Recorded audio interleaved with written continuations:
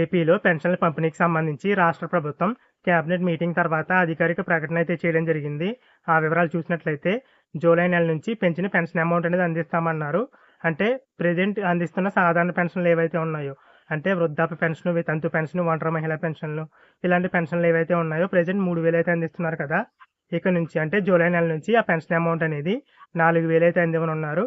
అలాగే ఈ సాధారణ పెన్షన్లకు సంబంధించి బకాయిలు కూడా అందిస్తామన్నారు కాబట్టి ఆ బకాయిల అమౌంట్ వచ్చేసి 3,000.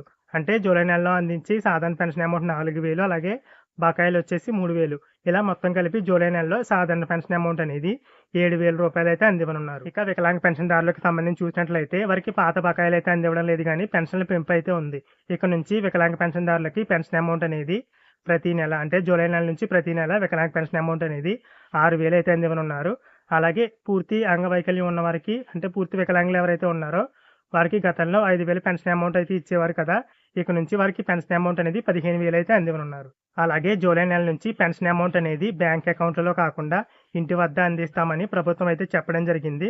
అందుకు అనుగుణంగా జూలై నెలలో పెన్షన్ అమౌంట్ అనేది సచివాలయ సిబ్బంది అయితే ఇంటింటికి వచ్చి అందివ్వనున్నారు. జూలై 1వ తారీఖున సచివాలయం స్టాఫ్ ఇంటింటికి ప్రతి ఇంటికి తీసుకెళ్లి ఉదయం 6 గంటల నుంచి సాయంత్రం లోపల పెన్షన్ అన్నింటినీ కూడా పెన్షన్దారుల చేతిలో పెట్టామని చెప్పి డిస్ట్రిబ్యూట్ చేస్తారు కూడా సవినీయంగా మనం చేస్తాను.